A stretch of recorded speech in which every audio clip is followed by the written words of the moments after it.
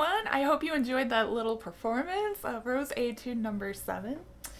I love this piece. It's a beautiful little etude in the key of E minor, and I'm just gonna give you a few little tips on how to make this piece sound beautiful and effortless and everything that Allegretto should embody. So let's get started. Okay, so first thing we should do is define the kind of character we want to go for. So at the very beginning we have Allegretto. Allegretto is a somewhat lively tempo, lighter in style, but not quite as charging fast as Allegro. So you'll want to stay on the back side of the beat. So I interpret that as a rapid 6, bum, bum, bum, bum, bum, bee, bum, bum, or a slow dotted quarter. Be dum ba da dum be dum bum. If you play it in that manner, it won't rush forward, and it'll be kind of a nice romantic little waltz. In fact, I kind of dressed for the occasion, for the kind of character that I think this piece embodies. Now, if you kind of go through, it gives you actually a few more dynamics than the average Rose Etude does, at least this far in the book. The beginning, very clearly marked, you have piano, and then it switches over to pianissimo and that little cadenza thing. And side note, that little cadenza, just a chromatic scale, no need to go crazy over it.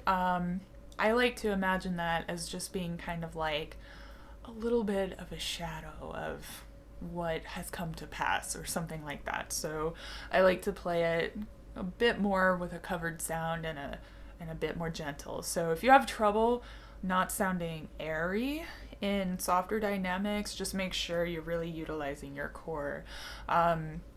I recently did a live stream on air support with a few breathing exercises and tips, and I'm gonna put some timestamps in it because it's like 45 minutes long, with different, with timestamps for the different exercises.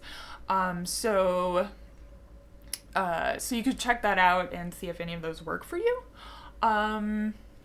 Yeah, and then you have this nice, charming little pianissimo section following, and then all of a sudden it becomes mezzo forte. And if you have the same edition I do, I personally think that mezzo forte was misplaced. It needs to be about half a measure before, and it should be subito, suddenly mezzo forte. So, and that really builds up into this forte section. Now, a lot of students look at this, going back to the character part, and they see all these 16th notes, and they're like, oh my god, 16th notes are supposed to be fast, but like, that's not true. You don't have to play this so super fast. It just needs to dance along like you're doing a nice little waltz or a dance or something. Anyway, so it kind of builds up to this forte and then a dramatic lento ending to the big first half. So make sure you take a pause as dramatic as this section finishes out. So when you come back to the tempo primo, you have pianissimo. And I love this so much because I like to compare it to, I like to call it, not compare, I like to call it special soft. You want this return of this opening to be like just a faint shadow of what happened. And so I try to play this with a very sweet, delicate, gentle sound, and try to imagine that I'm just thinking about something that happened at one point in my life. So, and try to keep it pianissimo for the entire duration, because it all kind of builds up again to the forte. And I know it's really tempting to kind of do more dynamic shaping, but I think it's really important to keep it down until, well, you have a piano, and then you have this like measure and a half crescendo that really brings you to this other powerful sounding forte, which is, it's just, oh, if you can just really go for it, I think, you know, the effect of the music can be so much more dramatic if you just go for it. And, you know, if you have trouble playing those high notes in tune, if they're flat, just make sure you're using enough air support. So, again, be sure to check out the air support video. And if you tend to sound shrill and kind of thin, make sure you're using the right kind of embouchure. So you want to make sure that you're utilizing the bone structure of your face to create the embouchure you want, and the high notes should just come right out. So if you're clamping down or biting or pulling your corners back toward your ears, that's gonna give you that thin, shrill sort of sound. So just be careful about making sure you're keeping your embouchure rounded. And then that kind of finishes off, and it builds up once again. And this little section is, it kind of takes a little while for it to build up, as you can see, and it's a little bit more ornamental. Like, there are so many little grace notes and things written throughout this ending section. So you want to just make sure your grace notes lead you to the next note. Just a little bit of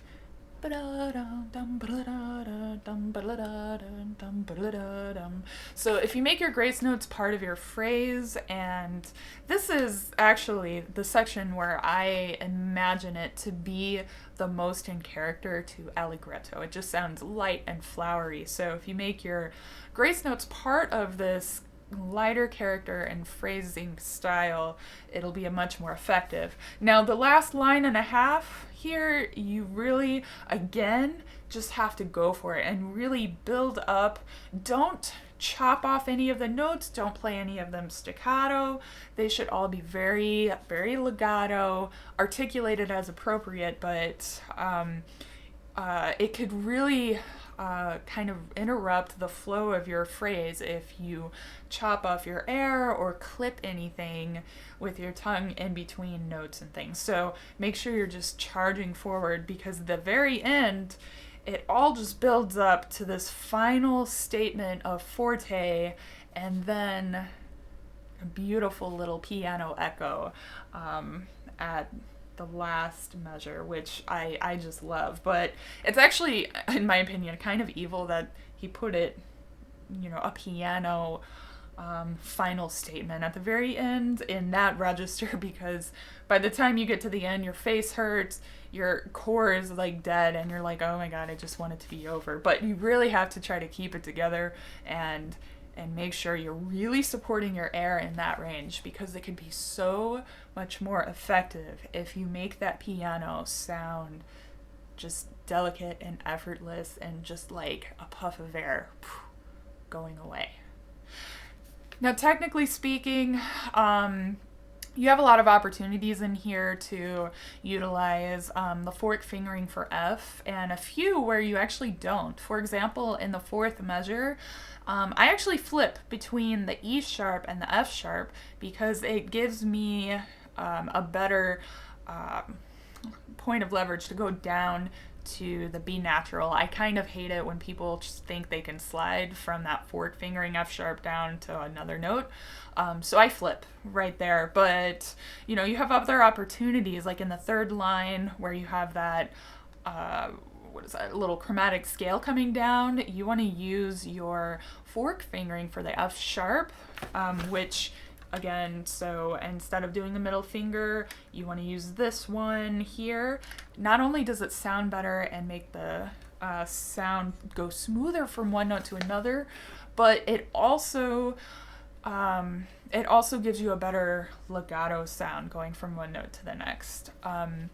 So then let's see, any other weird things here. Now, about halfway through, okay, now I made fun of, you know, students and I guess myself, you know, when you look at all these 16th notes and you're like, ah, but in reality, it actually is kind of hard. You have to make sure that your pinkies are not sliding from one note to the next. So this is a good opportunity for you to practice alternating pinkies where appropriate and making sure that you're, you know, making it sound very smooth and legato. So if you let your ear guide you through this, you'll be able to hear any little point here and there where it's not so smooth. And so it's just a beautiful little melodic section to really get some good pinky work in.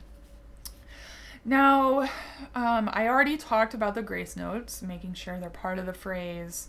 Another crazy pinky spot, 4 lines from the bottom. Make sure you get that down. And then, yeah, that's pretty much it. I know it's a lot of work to try to squeeze in all of those grace notes in between, you know, like where you have the 4 grace notes in between an 8th note and a quarter. So I just make the 8th note a little bit shorter and just squeeze in, it's kind of like a little quintuplet.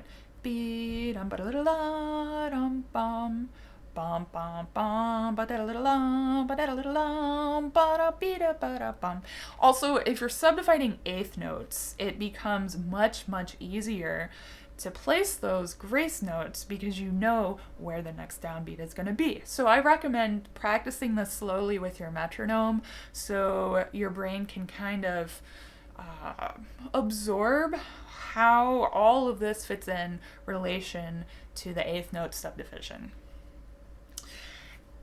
Yeah, and I think that's just about it. Oh, wait, one more thing. Again, subdividing 8th notes, make sure the dotted 8th, 16th, 8th note rhythm is correct. So if you have the 8th note subdivision going, you technically also will have the 16th note subdivision going. Bum bum bum bum bum bum bum bum bum bum bum bum bum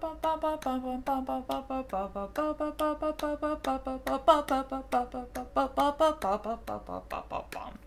Hopefully you guys could follow that. I was trying to bop the 16th note subdivision through the first line, but I think you guys get the point.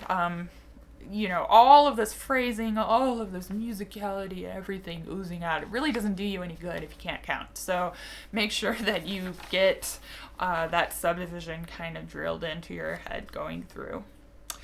Okay, now I think that's pretty much it. I love this etude, guys. So really have a lot of fun with it. I think it's a great opportunity for players to really develop a very soloistic, special voice for yourself, you know? Really take it as an opportunity to just really go for it. And, you know, you don't have to play it like I do. You can take it a little faster. You can take it a little slower. I just think of this as being some sort of, especially at the beginning, a romantic waltz. And I don't know, if we compare it to romance or something, you know, maybe there's a fight or something in the middle, and then the end, everything ends up being okay. And you remember, well, I do love this person after all. Anyway, that's all I have to say about this. I hope you guys really enjoy learning this, and if you're working on it, leave tips in the comments below. We're a community here, and I love hearing from you guys. And don't forget, I have a Patreon account. There's a really easy level that my YouTube viewers can join. It's a $3 level. You know, it's just like a little tip jar. You get perks, you get downloads and all kinds of fun stuff with that. And, you know, if you really want to be into it a little more, there are other tiers which include lessons and recordings and things like that. So just please be sure to check it out. And I would like you guys to go and practice. Have a good time. I will be back on Saturday with clarinets, cats, and coffee, so be sure to check that out. Not sure what I'm going to talk about yet in that, but I'm sure we'll have a good time. So I'll see you guys Saturday, and as always, happy practicing.